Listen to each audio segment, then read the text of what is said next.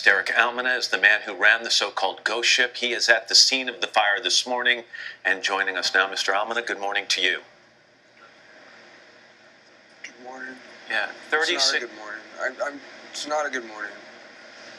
What am I doing here? Can I just say I'm sorry? Can I just say...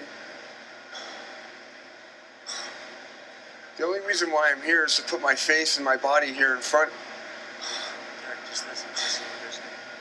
Mr. Almena, let me ask you a couple of questions. 36 lives were lost in that building over the weekend. The family members of those who were lost want answers. They want to know who should be held accountable for their loss of their loved ones. Are you the man who should be held accountable?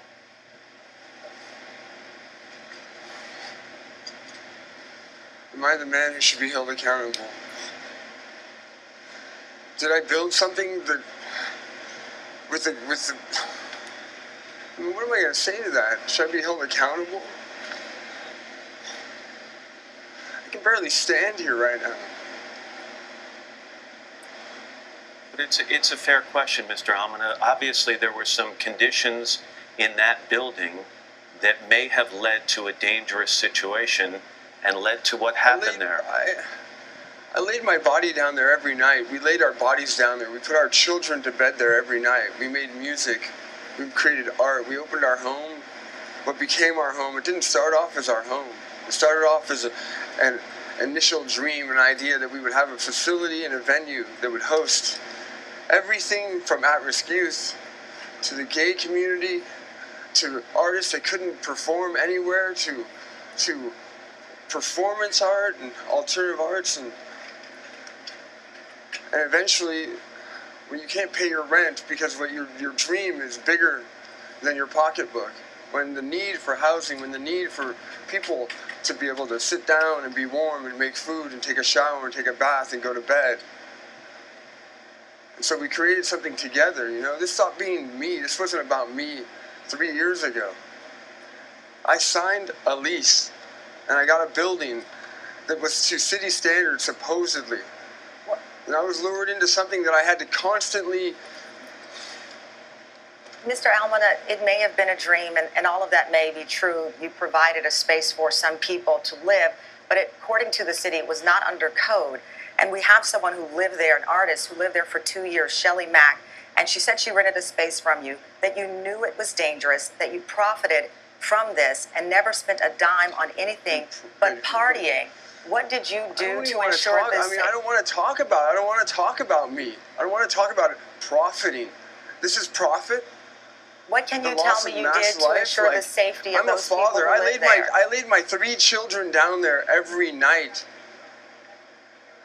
We understand that. This is not profit. This is loss. This is a mass grave. So for the families, can you... I'm only here to say one thing, that I am incredibly sorry. And that everything that I did was to make this a stronger, more beautiful community and to bring people together. People didn't walk through those doors because it was a horrible place. People didn't seek us out to perform and express themselves because it was a horrible place. I'm 47 years old. I'm the father of this space. Mr. Almena, no one is saying it was a horrible place, but on the night of the fire,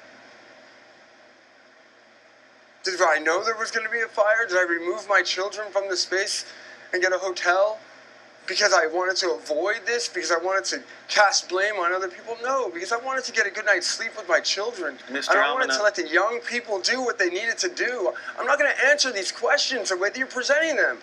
Mr. Almena, I didn't do anything ever in my life that would lead me up to this moment.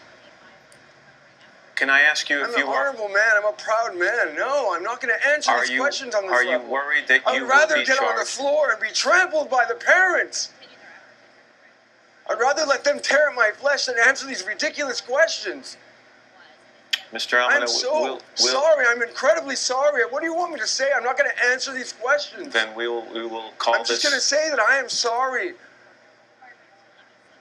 Then we'll end the interview there, Mr. Almena. If you have to hold my soul accountable, if you have to hold my soul accountable for believing in something. Well, we appreciate your time this morning. Luring in other artists and other beautiful people that also believe with me. And for 3 years we built something. And we will continue to follow this story and its developments.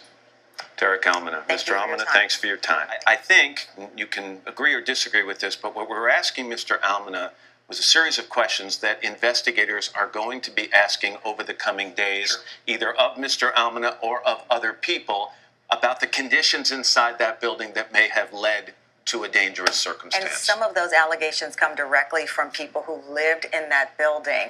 And we spoke with women yesterday who said they slept with an extinguisher. There were concerns about the safety. Mr. Almena leases the building, someone else owns it.